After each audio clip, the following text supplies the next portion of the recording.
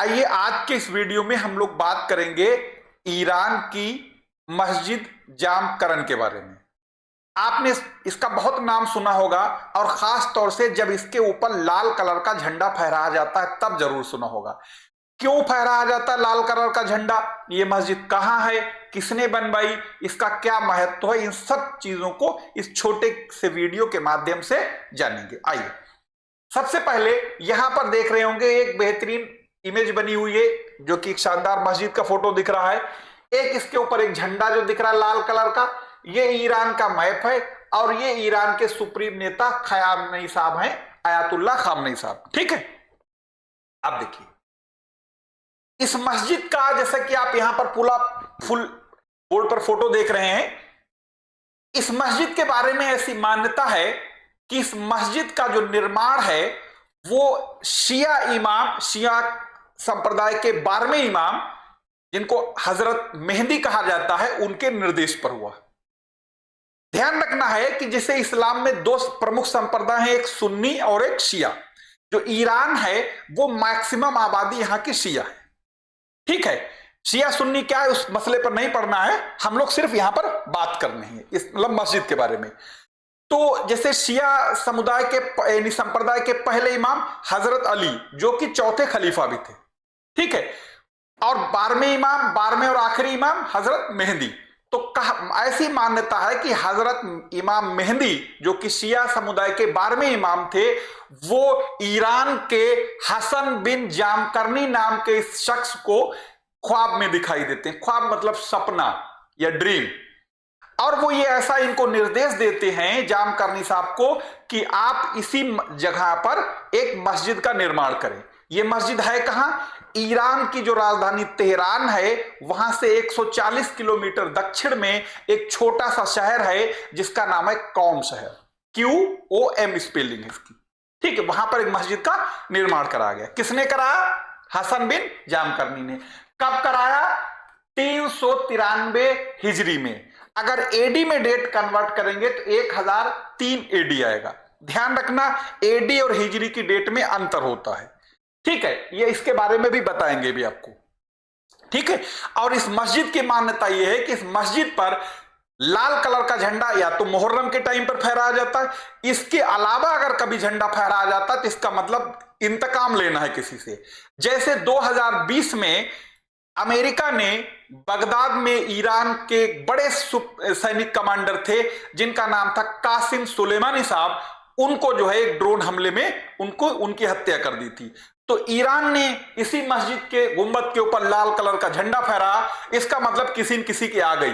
तो फिर ईरान ने इसके बदले में अमेरिका का जो अल असद बेस है इराक में, उसके ऊपर मिसाइल स्ट्राइक कर दी थी। या जैसे आपने देखा होगा कि अभी एक वहां के जो हिजबुल्लाह के जो नेता थे वहां पर जो इजराइल स्ट्राइक में मारे गए थे, शायद तब भी इसके ऊपर लाल कलर का झंडा फहराया गया था। और ईरान ने फिर प्रॉमिस 2 नाम का इजराइल पर स्ट्राइक की थी, मिसाइल स्ट्राइक। ठीक है, तो सुना होगा, एक दो एग्जाम्पल हमने बता दिए, ऐसे बहुत सारे एग्जाम्पल मिलेंगे आपको। ठीक है, अब अगर हम लोग हिजरी की बात करते हैं तो थोड़ा सा इसके बारे में समझ लेते हैं। जो हिजरी सम्मत है यह ध्यान रखना है कब शुरू हुआ था? 622 में, यानी 16 जुलाई 622 में। क्यों शुरू हुआ था?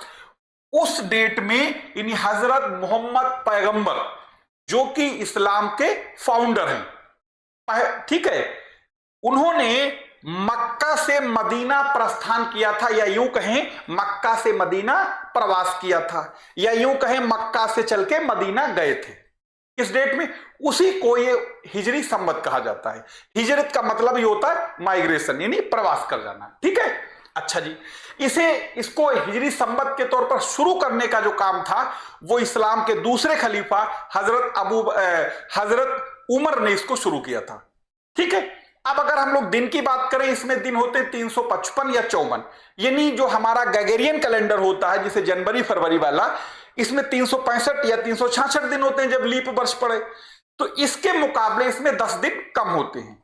तभी देखा होगा इसकी हर बार ईद अलग अलग टाइम पर पड़ती रहती है, लगभग 10 दिन पीछे हटती रहती, कभी आगे बढ़ती रहती है, ये देखा होगा। है इस्लाम के जितने भी त्योहार होते हैं, जैसे अभी रमजान शुरू होने वाला है, या जो भी हो, वो सारे इसी कैलेंडर से। तभी देखते होंगे कि आती खबर कि चांद दिखा तो ईद कल होगी, या चांद दिखा तो रोजा आज होगा, ये कल होगा, ऐसे खबरें सुनी होंगी आपने। तो सारा का सारा इसी कैलेंडर पर चलता है, यानी जो चांद का कैलेंडर एक तरीके से कह सकते हैं इसे मोटे मोटे तौर पर। अब अगर हम लोग, जैसे अभी हमने यहां पर खलीफा की बात करी थी, तो इस्लाम में जो 4 खलीफा शुरू के हैं, इनको खलीफा राशिदीन कहा जाता है। इनका समय ध्यान रखना है। जो पहले खलीफा, जो कि आपके एग्जाम में कई बार पूछा भी जाता है, वो खलीफा थे हजरत अबू बकर सिद्दीक, पहले खलीफा, जिनका समय 632 हिजरी से लेकर 634 हिजरी, यानी ये 2 साल इस्लाम के खलीफा रहे। दूसरे नंबर पे आते हैं हजरत उमर, ये 634 से लेकर 644, यानी 10 साल ये खलीफा रहे। तीसरे खलीफा हजरत उस्मान गनी, इनका पूरा नाम है, तो ये 644 से लेकर 656 तक रहे, यानी 12 साल रहे। और चौथे खलीफा हजरत अली, जो कि 656 से लेकर 661 तक रहे। इन 4 खलीफाओं को खलीफा राशिदून कहा जाता है। ठीक है, जैसे अभी हमने आपको बात बताई थी कि जो मस्जिद जामकरन का निर्माण शिया संप्रदाय के 12वें और अंतिम इमाम हजरत मेहदी के निर्देश पर हुआ, जैसा उन्होंने उनको ख्वाब में दिखे।